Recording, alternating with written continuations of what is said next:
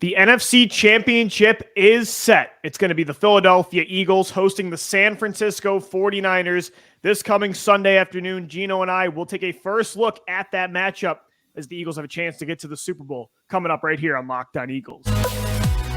You are Locked On Eagles, your daily Philadelphia Eagles podcast.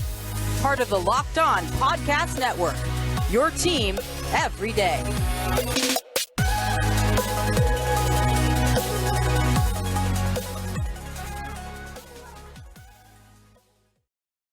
We thank you so much for making Locked On Eagles your first listen each and every day. This episode is brought to you by FanDuel Sportsbook, the official sportsbook of the NFL, and now the Locked On Podcast Network. Make every moment more. Visit FanDuel.com/LockedOn today to get started. Eagles fans, hope you're ready to drop $500 to $1,000 on a ticket because the Eagles are hosting the NFC Championship this coming Sunday afternoon against the San Francisco 49ers. Gino and I are going to take a first look at that matchup on today's show. But, Gino, before we even hit on this star-studded slugfest that's going to go down on Sunday, how predictable was that ending and just the way the season ended for the Dallas Cowboys, right? I mean, we got to talk about that first. They are the definition of football purgatory. The Minnesota Vikings get that rap, and rightfully so with Kirk Cousins, but since the entire 21st century, it's been the Dallas Cowboys when you think about it. I'd like to say that I was bang on of everything that could have happened on Sunday. I was right with the Buffalo Bills that Josh Allen hadn't been playing that caliber season that everybody was talking about. He was an MVP. They lose at home in the snow, and the Dallas Cowboys lose in a fashion that, of course, the Dallas Cowboys every year, divisional round, that's how they do it. Every single year. And enough of the America's team and enough of just falling in love with these guys and just saying that they're Super Bowl quarterback every single year and they're contenders. And then you go in. If the Eagles ever did this, I would highly consider not being a supporter of the team anymore.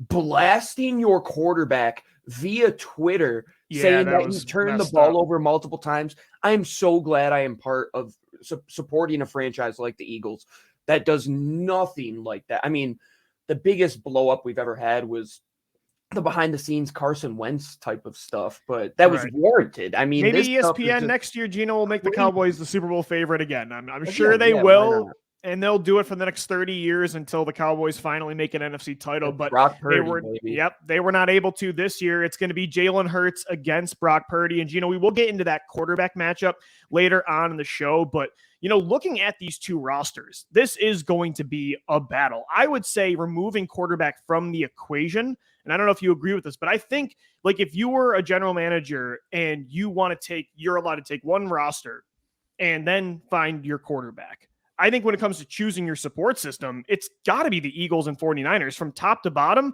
I think these are the two strongest rosters in the league. There are going to be so many strength against strength battles in this. Like, there's not many, here's the mismatch type of talking points.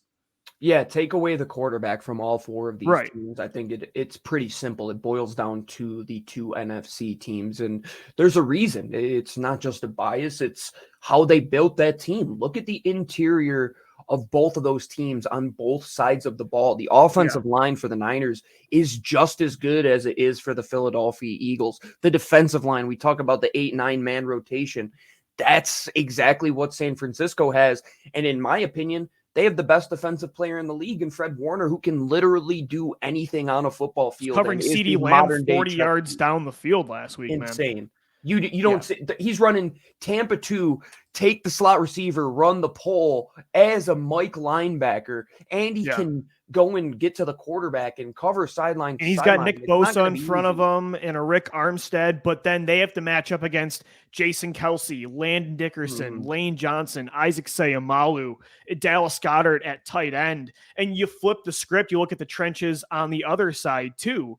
I mean, Trent Williams and that 49ers offensive line against the deepest and the highest total sack team in the NFL this year with the Eagles front.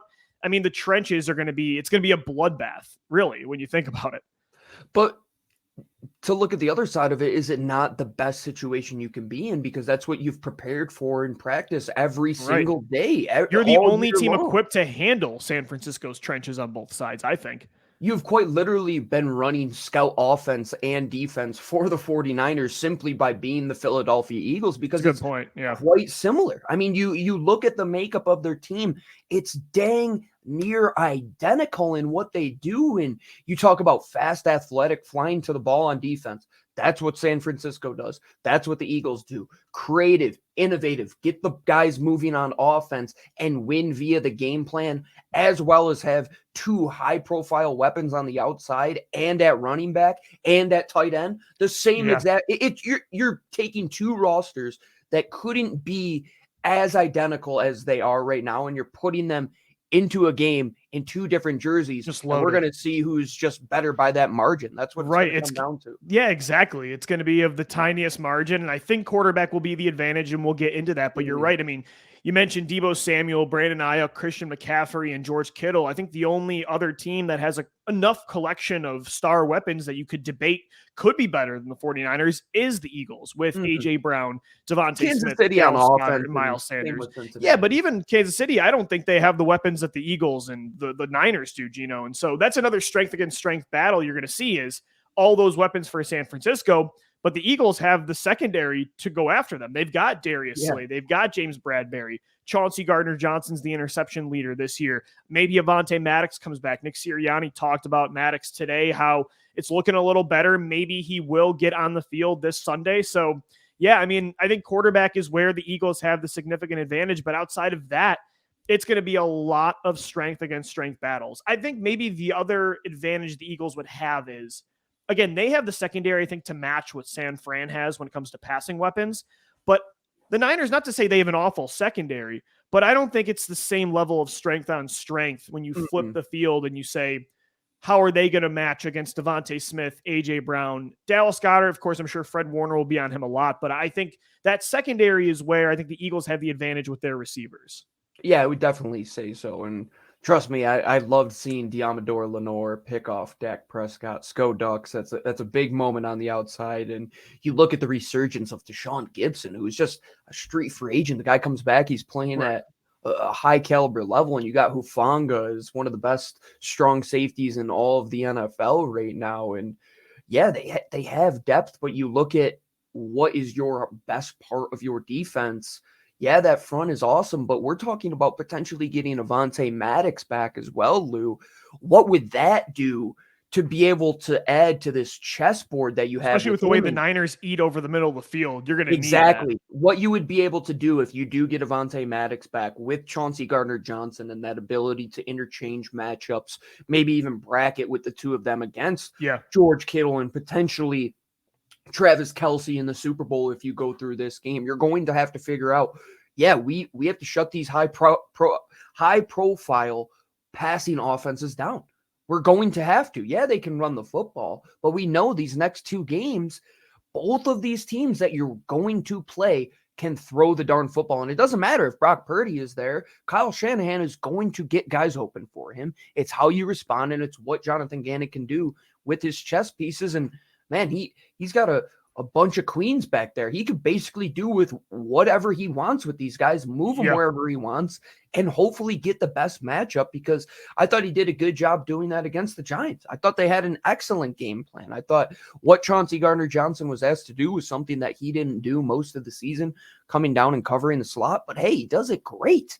And he went out there and did that. And Slay seems to be settling back to who he was, and James Bradbury has the interception. You expect nothing less than for them to go and do that. And we got to give hats off to Marcus Epps and Reed Blankenship, who might be the two most underrated guys. I agree. They had a hell of a game against the Giants, for sure. And they both played so physical, and you're going to need that. Again, San Francisco, Brock Purdy, most of his targets go over the middle of the field. That's a Kyle Shanahan offense for sure. The Eagles, they've got their work cut out for them, but so does San Fran. And the other advantage is this is going to run through Philadelphia. The crowd is going to be insane at Lincoln Financial Field. If the Eagles win a Super Bowl this year, Gino, I think it's safe to say they would have certainly earned it against this Niners team. And then you got to play either Patrick Mahomes or Joe Burrow. But we will continue with this Niners-Eagles matchup coming up next. We mentioned quarterback a few times. Jalen Hurts versus Brock Purdy. We'll get into that matchup. coming up on this Tuesday edition of Locked On Eagles. And guys, today's show is sponsored by the official sportsbook of the NFL and now the Locked On Podcast Network. It's FanDuel. The NFL playoffs are here, and we're really excited about our new sports betting partner for Locked On because they're the number one sportsbook in America. It's FanDuel. And if you're new to FanDuel, that's even better. They have so many great features that make betting on sports fun and easy. New customers join today to get started with $150 in free bets guaranteed when you place your first $5 bet. Just sign up at FanDuel.com/lockedon. FanDuel has all your favorite bets from the money line to point spreads to player props. Plus, you can even combine your bets for a chance at a bigger payout with a same game parlay. All on an app that's safe, secure, and super easy to use. So football fans, don't miss out. Place your first $5 bet to get $150 in free bets, win or lose, at FanDuel.com/lockedon. Make every moment more with FanDuel, the official sports partner, the official sportsbook partner of the NFL. All right, everybody, thanks so much for making Locked On Eagles your first listen each and every day. Make sure you also subscribe to the Locked On NFL podcast and get daily conversations on the biggest NFL stories, plus in-depth analysis on the biggest games with NFL key predictions every Friday. And Monday, local insiders cover the weekend with game-to-game episodes. Locked On NFL, available on YouTube and wherever you get your podcasts. I'm Louis DiBiase, Gino Camilleri. Joining me, we are taking a first look at the NFC title battle between the Eagles and 49ers this Sunday afternoon. And Gino, we talked about how these are the two best rosters in the NFL. It's strength against strength. Jason Kelce against Rick Armstead. It's Fred Warner against Dallas Goedert. It's Trent Williams against Hassan Reddick and Brandon Graham and Josh Sweat. It's just a complete bloodbath. I think that's going to go down on Sunday. But I will say it's kind of like the 2017 NFC Championship game where the Minnesota Vikings, they had an incredible roster, just like the Eagles. But where was the advantage? I think it was at the most important position in the game. It was quarterback. And you look at, again, like I said, these rosters are almost, and you mentioned it, they're almost identical. Mm-hmm. But the Eagles have an MVP caliber quarterback under center. And as much as Brock Purdy's been a great story and he's been a good player this year, Mr. Irrelevance definitely surprised the entire world, but he's not Jalen Hurts. No, I mean, you summed it up. I don't think you have to go much farther than that. But the thing about playing quarterback in today's day and age is that there is a true connection with the head coach. If the head coach gets it, it can take you far. And look at Jared Goff with what Sean McVay was able to do with him just a couple of years ago. That's a very similar situation, in my opinion. You talk about a quarterback that, as long as he takes care of the football, doesn't turn it over, and does exactly what you want with inside the game plan, the rest of the team is going to give you a chance to win. But that's a quarterback that you win with. Has Brock Purdy been a guy that you win games because of?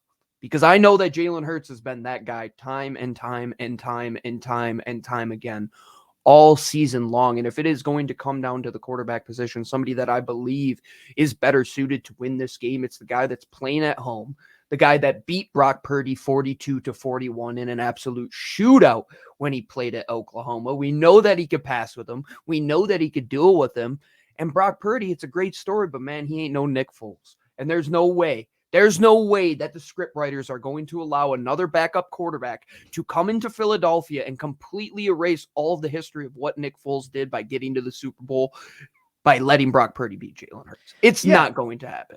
And look, it's not like the 49ers can't score at will. I mean, they've dropped 30. They can. I'm terrified about that. Right. I mean, they have, to me, maybe the best play caller in the league. They have maybe the best assortment of weapons. Again, you could argue them or the Eagles, or like you said, the Chiefs or the Bengals right now, pretty much the teams that are left in the Final Four. But it comes down to, if the Eagles defense is super talented, if Brock Purdy has to elevate and make plays outside of the system that you mentioned, right? And let's say Jalen Hurts goes as nuclear as Nick Foles did in the 2017 NFC title, and he's got to match Hurts blow for blow every single drive. And that way, I don't know if he can do it if the Eagles pass rush gets the better of that great 49ers offensive line because of how deep they are. And the Niners, their offensive line, they got to play every snap. Josh Sweat doesn't have to play every snap. Neither does Hassan Reddick and Brandon Graham and Javon Hargrave, and the list goes on and on with Fletcher Cox. In that way, that's a massive advantage, where there's still moments where I see Brock Purdy throw the football and I'm like, he still doesn't look like a guy that, is going to beat Jalen Hurts and then Patrick Mahomes or Joe Burrow. Yeah, there were multiple times in that game against Dallas where you're like, oh man, If these Dallas defensive backs could catch, they would have picked the ball off a couple times. And the thing about the Eagles is that they pounce on situations like that. And let's not take away led the league in turnovers for the majority of the season. Let's not take away what Brock Purdy has done so far, but if you're going to come down to say like, oh, at the end of the day, if this game is all said and done and the Eagles defensive backs are walking out of that building and saying, man, we didn't do a good enough job to stop Brock Purdy, I think that would hurt them like farther than what happened on the football field. I think Darius Slay and Chauncey and James Bradbury, like this means more to them and like solidifying who they are as some of the all-time greats. I think they're just continuing to play at that high level. And who would you put your chips on, Lou? I'm gonna ride with the Eagles. Like I know the Brock Purdy story is great, but I know Jalen Hurts. I've seen what this kid does. He's so cool, calm, and collected under pressure, even under the biggest stage against the best opponents. This is just going to be another check mark against who he's going. He played the great teams in colleges. He played the Georgias. He was on Alabama. Like he played in these type of matchups where you're playing the best roster, where we're just bringing a 5-star. Yeah, look at who he played in the college playoff with Oklahoma. He played LSU, which might have been the most talented college team ever.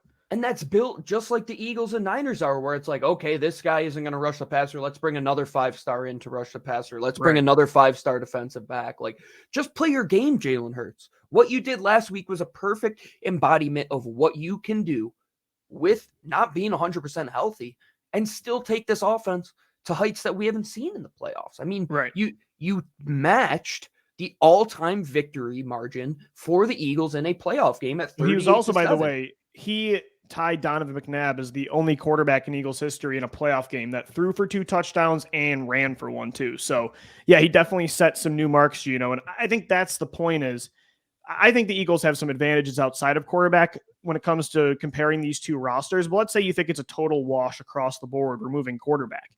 Who do you think is going to make the extra play that matters most in this playoff game? Jalen Hurts or Brock Purdy? And I think 100% of people would say the same player. And that's maybe what it's going to come down to. Maybe not, but, maybe I'm simplifying it a little bit too much. But I think in these playoff games, most of the time, these teams are very close talent-wise. And the tiebreaker is which quarterback makes a bigger play outside of structure? Who makes more plays when he has to carry the team? Let's take a trip back in time about a year ago, Lou. Would you have ever uttered those words that you just uttered right there? No, and it feels good. Doesn't it? It does feel good. And I was nervous in that Giants game until about halftime, and then I'm like, what am I getting? I wasn't nervous. The minute he hit Devontae Smith on that second play for 33 yards, I still was. Deep down, I'm like, I've watched this Eagles team for 20-plus years. I know what they do, but then you're like, man, this kid, if my court, it's like a plane, right?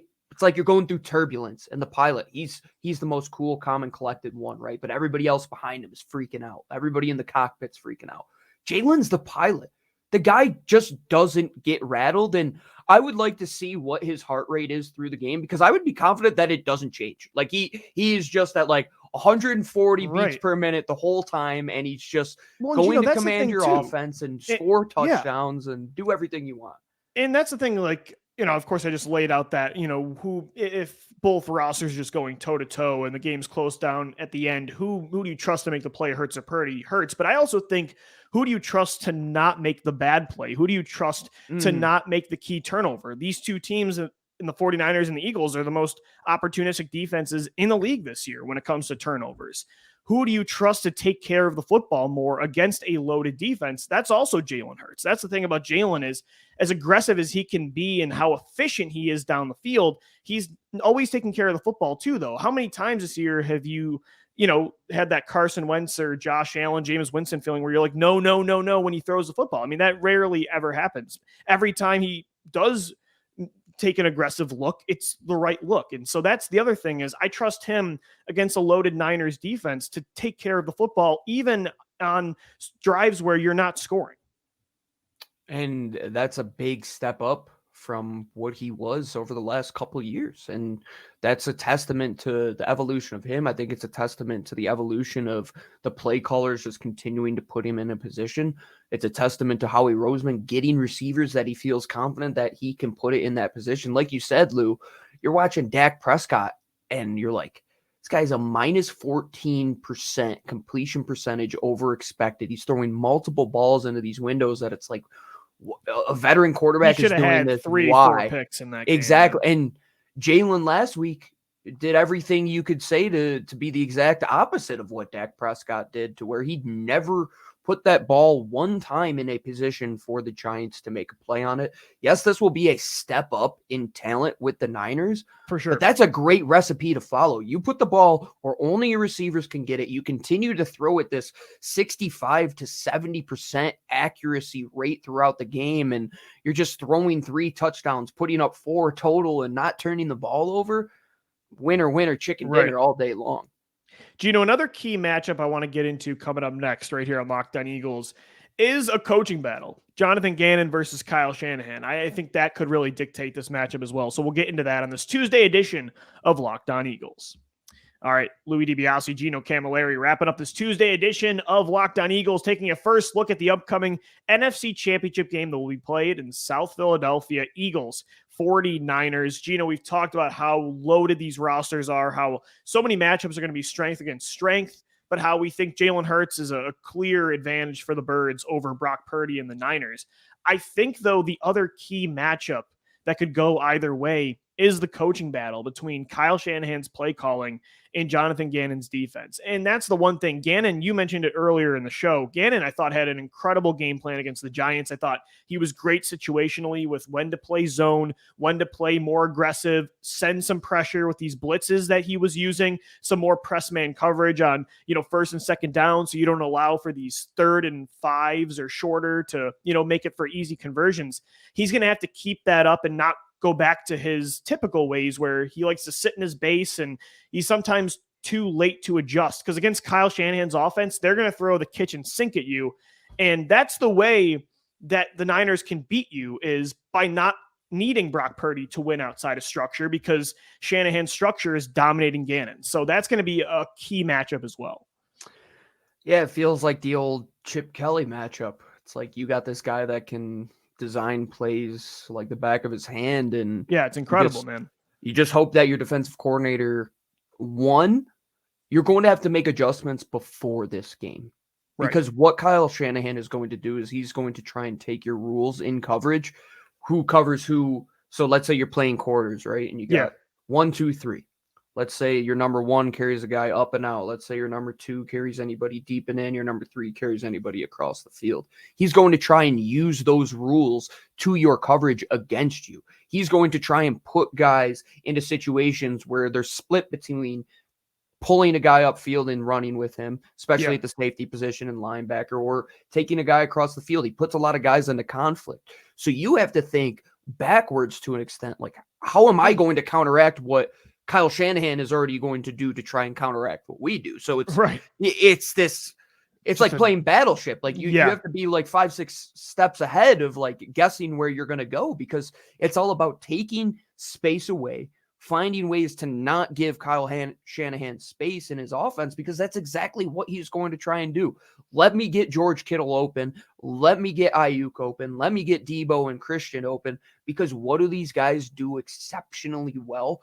They crush it with the ball in their hand. So you have to find a way to adjust before the game starts, because you're not going to have much time to adjust in the game, because these guys aren't chip you to death by 1,000 cuts. No, we're going to put the ball in your hand, and we have home run hitters, guys that are looking at the end zone immediately. A lot of them. The ball in their hands. A lot of them, Gino. And that's the thing. Kyle Shanahan, what he has done in the last 5 years is almost as impressive as, even though he hasn't won a ring yet, the fact that you have gone to 3 NFC Championship games with Jimmy Garoppolo and Brock Purdy at quarterback, pretty freaking incredible. And so I definitely, have to respect what he does. And even though I think the Eagles have a significant advantage here at quarterback, the 49ers, they do a lot of amazing things still on offense that a lot of teams with elite quarterbacks do. So yeah, you definitely got to stay on top of that stuff, like you said, if you're Jonathan Gannon. But I think the other thing too, and you saw this with the Cowboys, the one thing the Cowboys did well is they have such fast, athletic, talented players on defense. You look at a guy like Micah Parsons that